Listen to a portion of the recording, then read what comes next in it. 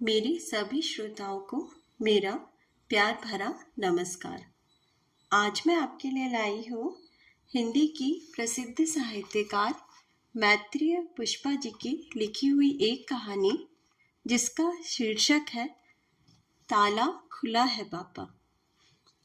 तो प्रस्तुत है कहानी ताला खुला है पापा। बिंदु वे चौंक पड़े। सचमुच उन्हें ऐसी आशा न थी। उनकी आंखों के आगे अंधेरा छा गया। उन्हें लगा धरती घूम रही है। बिंदु घर में नहीं दिखी। आश्चर्य कि ताला उन्होंने ही खोला था। सवेरे का सूरज उन्हें भूने दे रहा था। पसीने में तर तीखी धूप में जगदीश चौबे अपने आंगन में खड़े थे। टांगे कांप रही थी। लड़खड़ाती चाल से वे एक बार कोठे और पौर में फिर से गए। धैर्य नहीं छोड़ना चाहते थे। छत पर देखने की बात सोची। एक एक सीढ़ी चढ़कर गए, मगर छत का ताला भी तो वे ही लगा गए थे। बिंदु कहीं भी नहीं। इन दिनों बिंदु की माँ बीमार है। उनको झांसी अस्पताल ले जाना जरूरी था। उन्हें पत्नी की सख्त जरूरत है। हालांकि वे मानते हैं कि बिंदु की माँ को उन्होंने सदा गाय की तरह हाँका है, लेकिन जिंदगी का जुआ आज एक ही कंधे को छीले डाल रहा है। वह इस तरह की भागीदार थी, मुश्किल के समय में मालूम हुआ। बेटी को बहुत प्यार किया है उन्होंने। प्यार ना करते तो ऐसी सजा देते। नादान अच्छे बुरे ऊंच नीच का भेद समझती नहीं। कैसे बताएं कि वे जो कुछ चाहते हैं उसकी भलाई में है। उम्र के जोश में आदमी को कुछ सूझता नहीं। सब चढ़ती वय के खेल है। यह अंधभाव है, इस बात को आज नहीं समझ रही। मान लो ब्याह हो भी गया तो आगे आगे खुद भी सिर उठाकर बात नहीं कर पाएगी, और हम भी। यह शहर नहीं, गांव है। गांव में किसके घर कौन सा बर्तन खटका, पीतल का या कांसे का, स्टील का या एल्यूमिनियम का, यह भी बता देंगे लोग। देते रहो जवाब।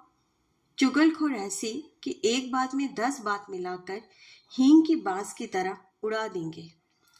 जगदीश चौबे की छाती में अंगारे सुलग रहे हैं। इस लड़की का ब्याह कहीं और नहीं होने वाला। कल्याण माते की बेटी की सगाई कहीं नहीं हो सकी। बलभद्र को झक मारकर लड़की उसी तमोली को ब्याहनी पड़ी। यही तो कहती हूँ, किसका ब्याह कैसे होगा? कौन सा लड़का पकड़ लेगा इसका हाथ? यह पत्नी की आवाज है। उन्होंने चौंक कर इधर उधर देखा। पत्नी तो अस्पताल में है। वे समझ गए मति शून्य हो गई। वहम हो रहा है।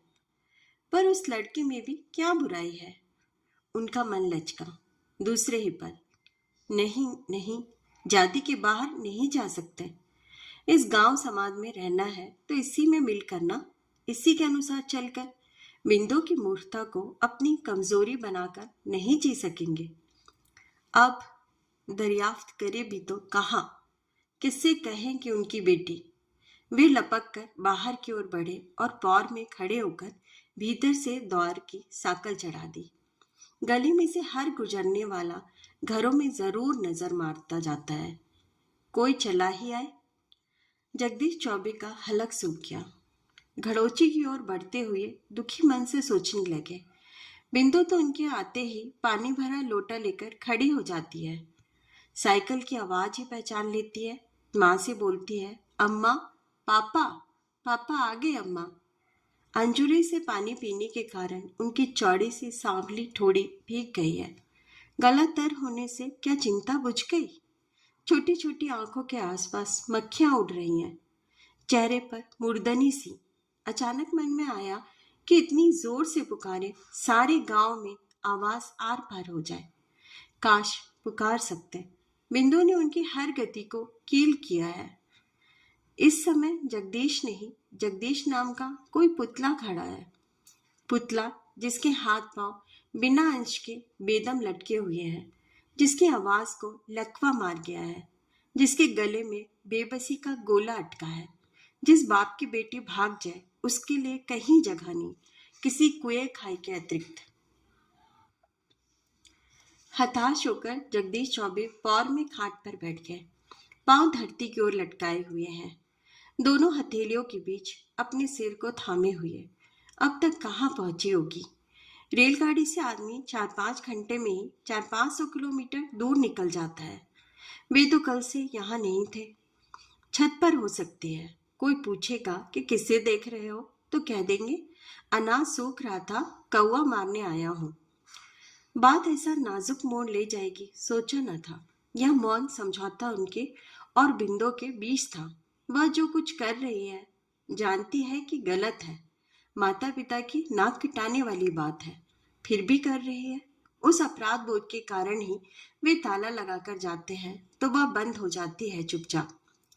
यह उसके लिए भी शर्म की बात है, इसलिए भीतर से किसी को पुकारती नहीं। यह सब भुगत कर भी वह अपने निश्चय पर अडिग है। एक संभावना और जगी। जगदीश चौबे की देह में कांटे उग गए। अरविंद की बुआ ने किसी से कुछ कह दिया तो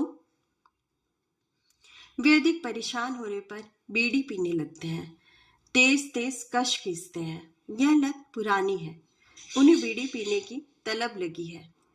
खुद ब खुद हाथ कुर्ती की जेब पर चला गया। बीड़ी का आधा मंडल बाहर निकला। बीड़ी निकालकर होठों पे दबा ली और दूसरी जेब में माचिस टटोलने लगे। काश माचिस मिल जाती। उनमें चौके तक जाने का भी दम नहीं। चोरी हो गई थी एक बार, सब कुछ चला गया था, बर्तन भाड़े तक। आंधी आई थी एक बार, खलिहान का खलिहान उड़ गया था। बेतवा में से निकलते समय 2 भैंस और 2 बैल डूब गए थे किसी पत्थर से उलझकर। बिंदु की पीठ पर का 11 साल का लड़का मर गया कुछ समय पहले। कभी इतने नहीं टूटे थे जगदीश चौबे। तो बेटी ही होती है घर की इज्जत आबरू, बेटी ही होती है माता पिता की नाक। बेटी के ऊपर ही बाप मूछे तान कर चलता है।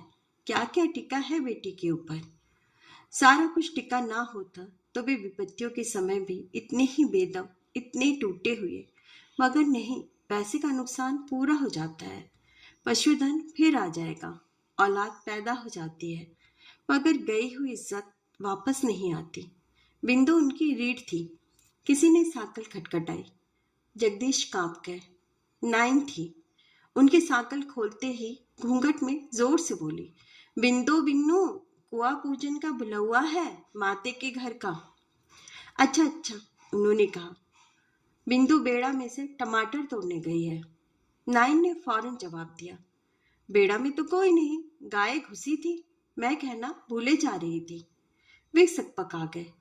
अन्य दिनों की तरह सहज होते तो क्या जरूरत थी यह सब कहने की। इतनी बात हो जाए और पास वाले घर की बुढ़िया निकल कर न आए। बंदर की तरह हर डाल पर कूद पड़ती है बुढ़िया, इसलिए उसका नाम बंदरो बहू पड़ गया है। आते ही बात की पूछ पकड़ ली। कहाँ है बिंदु? उन्होंने बात रखने के लिए कहा। काकी, तुमने जाती देखी होगी बिंदु। बेड़ा में नहीं, मेरे ख्याल में ढोर वाली बकरी में गई है। कहते कहते चिंता की आग ने जोर पकड़ लिया। बंदरू बहू काकी संबोधन पर मुग्ध थी। मुद्दतों बाद उसको किसी ने काकी कहकर पुकारा था। हमदर्दी से बोली, बेटा, कहाँ का बेड़ा, कहाँ की ढुरऊ बकरी? तुम्हारा राजकुमार तो कह रहा था बिंदु मताई की सेवा करने झांसी गई है। कैसी है बहू? जगदीश ने तुरंत बात संभाल ली। हाँ, मैं ही तो कह गया था कि मैं चला जाऊं तो माँ के पास कौन रहेगा। काकी ताज्जुब के साथ पतला सा चेहरा मटका कर बोली, भले हो बेटा, तुम कह गए थे और याद है ना खबर। अकेली मौड़ी कहाँ भेज दी? बखत खराब है। जगदीश चौबे सब समझ रहे थे। राम कुमार उनके बेटे के पास चाबी कहाँ थी? वह तो खुद ही सवेरे आया होगा। कैसे बता देता कि बहन ताले में।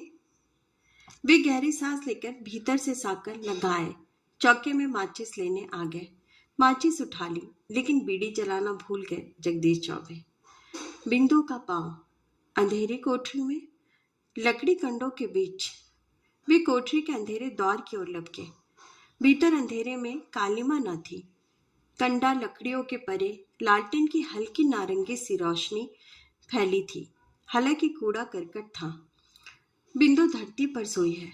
जगदीश चौबे की जान में जान आई। हे भगवान, तुम बहुत दयालु हो स्वामी। डूबते को उतार लिया। बिंदु का सोया हुआ भोला चेहरा, आंखों की ऊपरी पलकें सूजी हुई हैं, गालों पर आंसुओं की सूखी धारा बह रही है। नादान, इस अंधेरी कोठरी में सांप बिच्छू का भी डर नहीं। जगदीश पिघल उठे। मन में आया बिंदु को बाहों में भरकर उठा ले, दरी चादर बिछाकर खाट पर सुला दे। अकेली रात को डरी भी होगी। वे धीरे से आगे बढ़े। बिंदु के पास ही एक खुली हुई कॉपी पड़ी है, पेन रखा है। बिच्छू ने डंक मारा है जगदीश चौबे को। वे तिलमिलाकर पीछे हट गए। सांप ने डस लिया है उन्हें। वे बेसुध से देख रहे हैं। कुल मिलाकर वे छटपटाने लगे। उस नालायक के लिए चिट्ठी लिख रही है। हे भगवान, वे रुआसे हो आए, आंखें मूंद ली। विपत्ति में कायर धीरज खोते हैं, कहीं पढ़ा था उन्होंने। अपने को सहेजने लगे। यह बात कोई नई तो नहीं, पर हर घाव जितनी बार लगता है उतनी ही बार पीड़ा देता है। उन्होंने जलती सलाखों से दगने का दर्द सहा है। सावधानी पूर्वक कॉफी उठा ली। झुकते समय आत्मा धिक्कार रही थी। बेटी के निजी मामलों पर चोर निगाह। वे सांप की तरह बाहर सरक गए। छाती की भीतरी तहों में दुनिया भर की अगन है। लपटे, धुआं, अंगारे। उनका चेहरा तमतमा गया। शरीर का सारा खून कनपट्टियों में आकर जमा हो गया। गहरा सांस लिया जगदीश चौबे ने। सावधानी की अपनी कीमत होती है। अब तक अपने दिल के जलते हवा को ढककर ना रखते तो बात धुएं की तरह हर घर में पहुंच गई होती।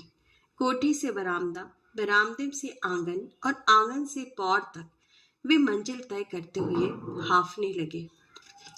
दुगदुगी ढोल की तरह बज रही थी। धड़कन कई गुना तेज थी। चिट्ठी लिखी कॉपी अंगार उगलती आंखों के सामने थी, जो बिंदु को ही भस्म करे दे रहे हो। दिनांक 15/12। राजन, सत्येंद्र और मंजू की साइकिलें आगे आगे निकल गई। मेरी साइकिल में पंक्चर हो गया। अरविंद मेरे पीछे था। आजकल आदमियों की पकड़ चल रही है। हम लोगों को डर लगता है। गांवों के बनियों के लड़के लड़कियां तो एरच्छी रहने लगे हैं।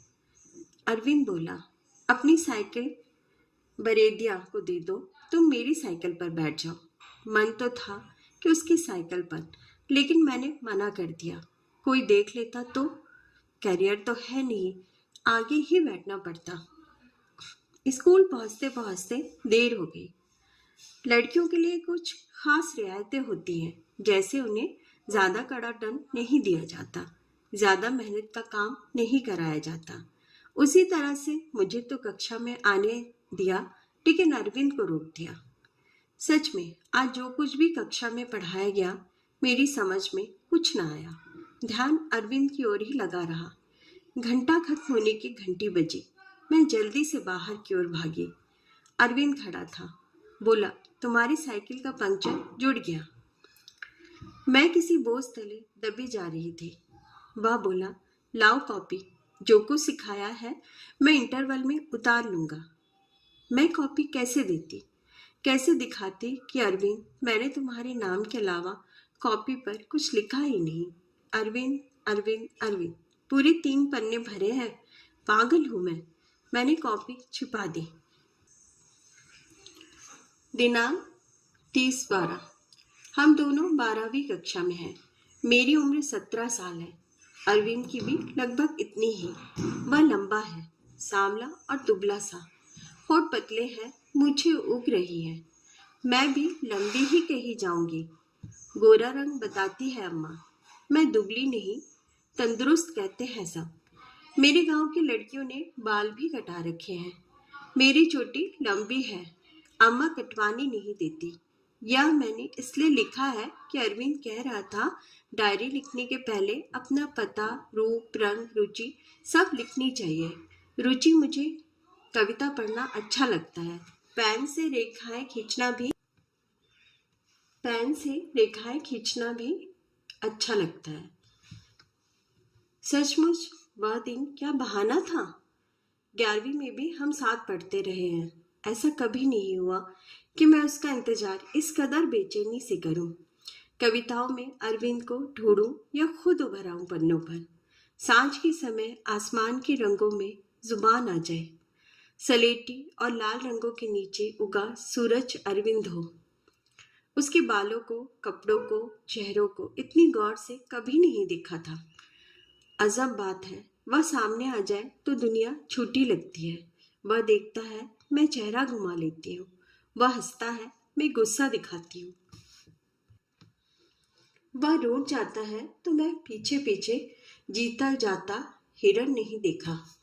कहते हैं हिरण बहुत प्यारा होता है। अरविंद हिरण है। जगदीश चौबे के मन में आया, क्या बकवास है। उन्होंने फर्र से पन्ने पलट दिए।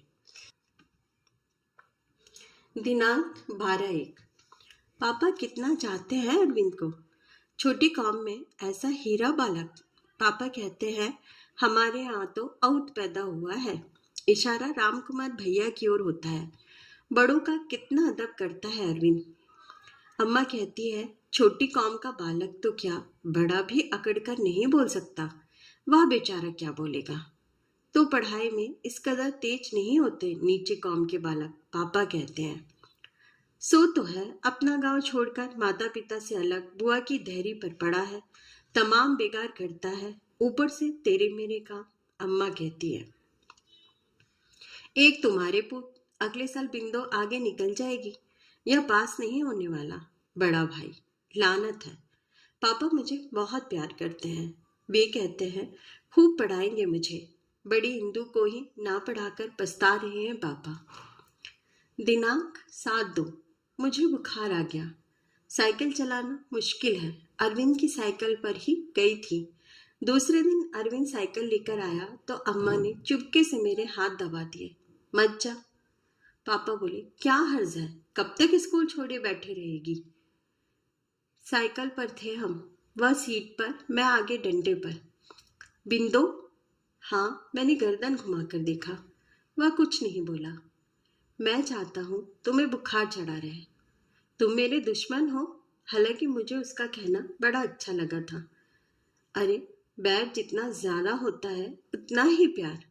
धत, मैं चाहती थी वह ऐसे ही कुछ कहता रहे, मैं धत कहती रहूं। दिनांक 12/2। बुखार नहीं टूटा। स्कूल जाने का सिलसिला टूट गया। अरविंद जो कॉपी नोट्स उतारने के बाद दे जाता, उसी को छाती से चिपकाए लेटी रहती। वह अपनी कॉपी मांगता, मैं देना नहीं चाहती। असल में वह भी कॉपी लेने आता ही नहीं था। उसने मेरे अच्छे होने के लिए उपवास रखा। देवता पर नारियल चढ़ाने को बोला। वह बहुत उदास रहता, बाल उलझे उलझे, कपड़ों की ओर से बेपरवाह। मैंने कहा, मैं बीमार हो गई और तुम सिर्री। वह खिलखिलाकर हंस पड़ा। उसके दांत कुछ टेढ़े मेढ़े से हैं, मोहने वाले। दिनांक 20/6। आज की खुशी का क्या कहना। मैं और अरविंद दोनों पास हो गए। Arvind first division first. वह मदद ना करता तो मैं फेल हो गई होती। हमारे स्कूल में अंतिम दिनों में धुआंधार पढ़ाई होती है।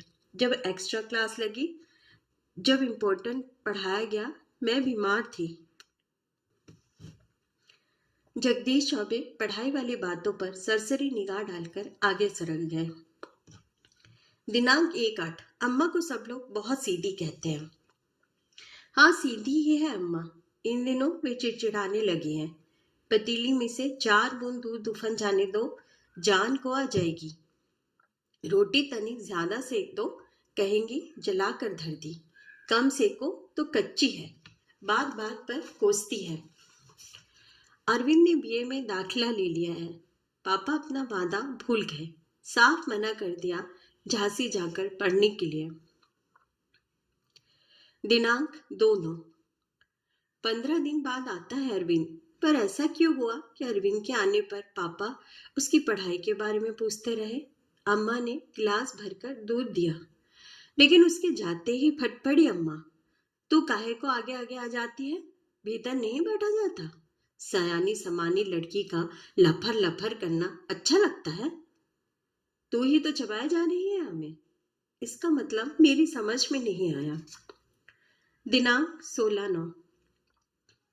अरविंद किताब लेने आया तो कोई बात नहीं हुई। पीठ फिरते ही भूचाल आ गया। अम्मा झपटी।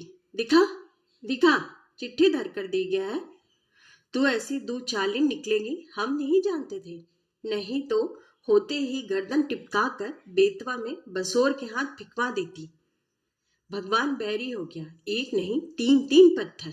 अम्मा हम बहनों को कोसने लगी। पापा सुस्त थे, वे कुछ भी नहीं बोले। मैं रोती रही। आखिर क्या गलती हो गई? अरविंद से बोलना मिलना बंद करना होगा, यह सोचते ही वह बुरी तरह याद आने लगा। उसकी नीली कमीज, शांत आंखें, छोटा सा बालों से घिरा माथा, हंसता चेहरा, कैसे भूलो? बिना कहे क्या क्या बोल जाता है अरविंद, या मैं ही अपने मन से बना लेती हूँ? जगदीश चौबे ने इतना पढ़कर बिंदु की ओर झांक कर देखा। वह सो रही थी।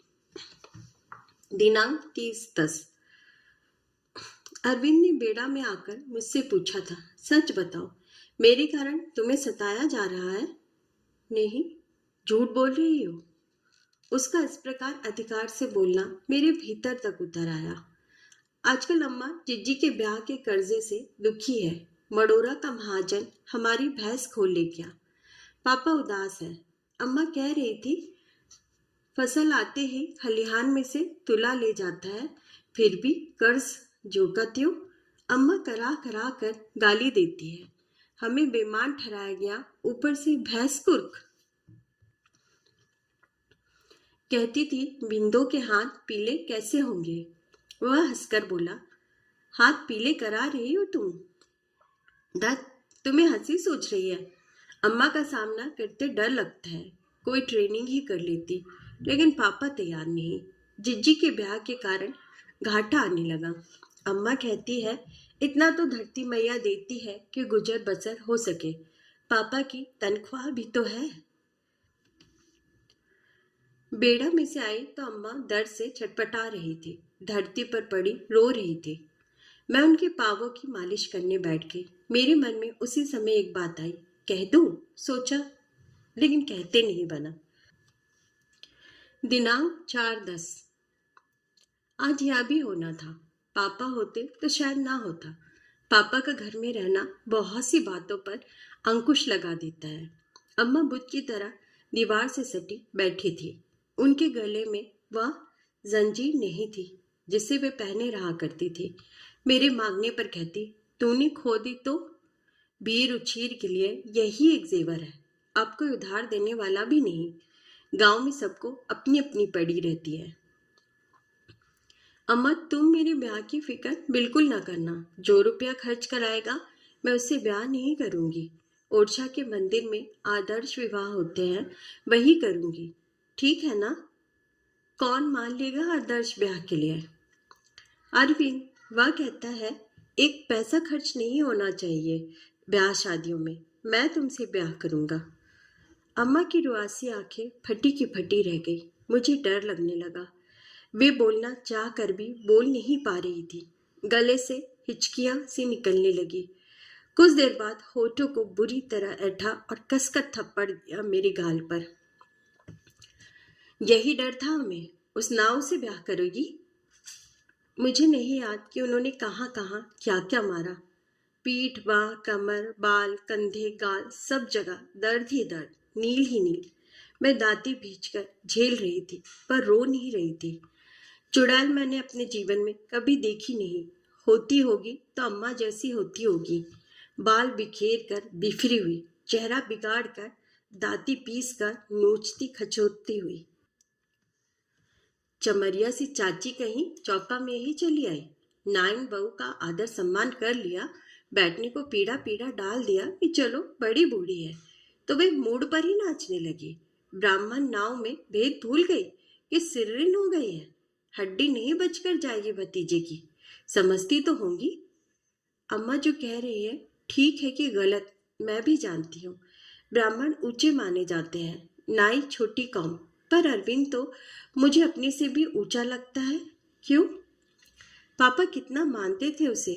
पहाड़िया के नीचे से निकलते समय एक पत्थर लुढ़क गया। पापा का पांव कुचल गया।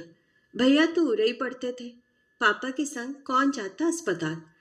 अरविंद किसी की मोटरसाइकिल मांग लाया था। पापा को लिए लिए फिरा था। टिटनेस का इंजेक्शन लगवाया। रोज पट्टी कराने गया। छुट्टियों में पूरा खलिहान उठाया था। उसके नम्र स्वभाव के कारण ही ट्रैक्टर दे देते हैं लोग, नहीं तो पूरी फसल आंधी पानी के हवाले होती। तब बड़ा अच्छा था अरविंद। अम्मा भलैया लेती थी, पापा दुआएं देते नहीं थकते थे। दिनांक 6/11। ठंड है मगर कोठे में बैठी रही, कुछ खाया भी नहीं। अम्मा को चीखने चिल्लाने का दौरा जो पड़ा है। वे चाहती है मुझे भूखे ही मर जाना चाहिए। कहती है आसनाई करती है, ऐसे ही भाग जा खत्म के संग। पाक उछाल रही है बाप की, नाक काट कर धर दी। हम अदमरों को मारे जा। लोग कहेंगे तो सही कि फलाने चौबे की बिटिया नाव खवास के संग। पापा चुप बैठे रहे। उनके लिए आज अरविंद बदल गया। अस्पताल ले जाता था तो उनका बेटा था, खलियान उठा रहा था तो उनके जिगर का टुकड़ा। तब ब्राह्मण था चौबे। सब कहने की बातें हैं, केवल जीभ तक के रिश्ते। लोग दो मुंह हैं। अम्मा घुर्रा कर बोली, जितना उसने किया हमने चुका दिया। दोनों वक्त चराया हरामी को। पापा उसी समय बोले, साला आस्तीन का सांप। दिनांक 8/12। पापा जंजीर बेच आए, पायले बेच दी। अम्मा को आशा थी कि मडोरा का महाजन भैंस लौटा देगा। अम्मा की आशा निष्फल गई। वे खिसियाकर मेरे ऊपर झपट पड़ी। जब तक यह होनी रहेगी हमारा कुछ भला नहीं होगा। कुलच्छनी पाप में डूबी बैठी है। ब्राह्मण पुजारियों की जात झूठी कर दी। मुझे बहुत गुस्सा आया। तुम पाप में डूबी बैठी हो, मुझे मार रही हो। तुम्हें रोने का शौक है, लोगों की मुंह देखने की आदत है। तुम ऐसे ही दुखी रहोगी। वे मेरी ओर होठ एट एट कर कड़ुआहट उगलती हुई बोली, तू नहीं वो खसम बोल रहा है तेरे मुंह से। पढ़ा दी है तोता की तरह। दिनांक 10/12। अच्छा हुआ अरविंद आ गया, आज ही आ गया। मैं उसे किसी तरह 2 मिनट को मिली। एक चिट्ठी थमा दी। लिखा था, मुझे भूल जा, मेरा ध्यान मत करना। आज मैं बहुत रो रही हूँ। इतना तो कभी नहीं रोई। जिस दिन मार मार कर देह तोड़ दी थी उस दिन तो बिल्कुल भी नहीं रोई थी। मुझे कहाँ किसी जगह चुभी है अम्मा की बातें। यह अरविंद से अलग होना। दिनांक 20/1। एक महीना होने को आया। अरविंद की सूरत नहीं देखी। जाड़ों की लंबी रातें हैं या मुझे नींद नहीं आती। ठंड लगती है या बेचैनी। मैं सचमुच उसका नाम होठों पर नहीं लाती, पर तरसती हूँ उसे देखने के लिए। मैं उससे मिलना नहीं चाहती, पर आंखों में समा गई है उसकी सूरत। भूलना कैसा। मैं अब जीना भी नहीं चाहती, पर इंतजार करती हूँ उसका। इतनी बातें जगदीश चौबे की नस नस में जहर की तरह फैल गई। दिल किया बिंदु के बाल पकड़कर आंगन में खींच लाए और उसकी गर्दन उड़ा दे। ऐसी बेटी नहीं चाहिए उन्हें। उनके होठ फड़क रहे हैं, पावों में झुनझुनी सी लगी है। 24/3, 26/3 तारीखें नहीं पड़ी। कॉपी एक और फेंक दी। मगर कोई देख लेगा सोचकर फिर उठा लाए। फाड़ना चाहते थे एक एक पन्ना। सारे पन्ने पौर में खड़े होकर फाड़ भी डाले। चिर चिर चिर। आखिरी पन्ने की धृष्टता थी, वह नहीं फटा। कंडों वाले कोठे में ये चिट्ठियां। मैंने वह केवड़िया खोल दी। केवड़िया में से निकाल कर बक्सियां खोल ली। चिट्ठियां किसी वसंती मिश्रा की है, पापा के लिए। जगदीश, मैं तुम्हारे बिना जीती तो रही, लेकिन लाश की तरह। तुम सच नहीं मानोगे। विश्वास कर सको तो कर लेना। अपनी शादी के समय चिट्ठी लिखकर मैंने तुम्हें नहीं बुलाया था। मेरी लिखावट नहीं पहचानी तुमने।